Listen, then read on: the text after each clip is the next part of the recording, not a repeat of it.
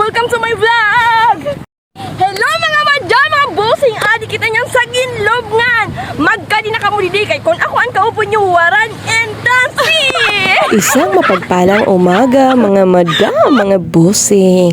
For today's video nga ni. At eto na naman ang mga bida-bida. Huway! So ngayon po ay nandito kami sa Hilutungan Kawin Masbati at maliligo kami sa Ginlobngan Island. Kaya excited na ang madlang peps. O shout out nga pala dyan kay Boss Ondo. Salamat sa pabiko. At saka shout out dyan kay Ma'am Bebe. Maraming salamat talaga sa hapay na masarap. At syempre, shout out din dyan sa kay Boss Miguel Malagad. Thank you, bossing, sa pagbaligo doon sa Ginlobngan Island. And thank you so much din sa nag-ready ng foods. At eto na nga, malapit na kami sa Ginlobngan Island. So, ayan nga po ang aking hubby loves na nagbida-bida din. So, eto na nga kami, dumating na sa Ginlobngan Island. Gusto ko na nga tumalon dyan.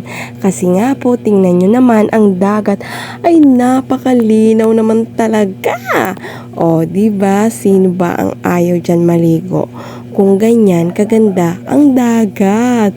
O, diba? Sarap na talaga magtampisaw dyan. So, sabi nga nila, ay bababa na kami sa aming barko. Uy! O ano, kayo ba dyan may barko? Joke ba yun? So, tingnan nyo naman, diba? Napakaganda at napakalinaw ng dagat. Kahit sino naman ay talagang maiinggan nyo na magtampisaw deto. At eto na nga, kumain na ang mga bida-bida. Kasi nga, ay mga gutom na yan sila. O diba? So, ang sarap nga ng kain namin dyan. Sabi nga nila, kumain muna bago maligo sa dagat. So, ayan na nga, tingnan nyo naman kung sino ang malakas kumain dyan. At eto na nga, iikot ko muna kayo sa Ginlobngan Island. Kung di ka pa nakapunta dito, ay nako, pagsisisihan mo talaga to. Kaya, kung ako sa'yo, pumunta ka na dito. Kasi tingnan nyo naman, napakaganda naman talaga ng buhangin at ng dagat. So, ako nga dyan ay nagbida-bida na naman yung feeling artistang piki ba?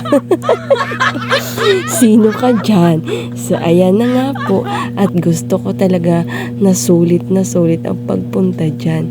Kaya ayan, nagfi-feeling na muna si Inday Badiday. Shout out nga po pala dyan sa aking videographer. Ayan nga po. At natatawa sila sa akin. Feeling hinahabol ba ng utang? Hindi So ayun nga po, kahit nga po tirik na tirik ang araw, pero andyan pa rin sila nagtsatsaga at sumusuporta sa mga ginagawa ko. Kaya maraming salamat sa dalawang videographer ko.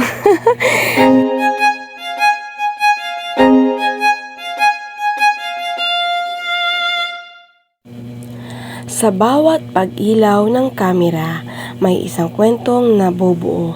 Hindi lang ito tungkol sa magandang damit, sa make-up, o sa pagkuha ng perpektong anggulo. Tungkol ito sa pagyakap kung sino ka talaga. Dati, madalas kong tanungin ang sarili ko kung sapat ba ako?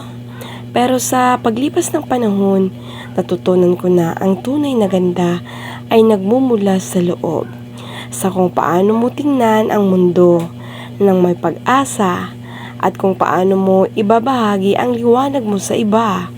Sa bawat rampa, sa bawat post na ginagawa ko, gusto kong iparating sa lahat. Tayo, walang exception, ay may sariling kinang. Kaya sa mga nakakapanood nito, gusto kong palagi mong tatandaan ang pinakamagandang na isusuot natin araw-araw ay ang ating kumpiyansa, ang ating kabutihan, at ang ating ngiti. Patuloy tayong mangarap, patuloy tayong magbibigay ng inspirasyon sa mga taong nakapaligid sa atin. At higit sa lahat, patuloy nating mahalin ang ating sarili. Dahil ang good vibes na ibinibigay natin sa universe, siguradong babalik din sa atin ng higit pa. Kaya mo yan. Maganda ka at karapat-dapat ka sa lahat ng magagandang bagay sa mundo. Gusto kong gamitin ang pagkakataong ito para magpakalat ng good vibes sa timeline nyo. Gusto kong ipaalala sa inyo na ang inyong halaga ay hindi nasusukat sa dami ng like, comments, o sa pamantayan ng iba. Nasusukat ito sa kabutihan ng inyong puso at sa ngiti na naibibigay ninyo sa mga taong nakakasalamuhan nyo araw-araw. Piliin mong maging mabuti. Piliin mong maging totoo. Piliin mong maging ikaw.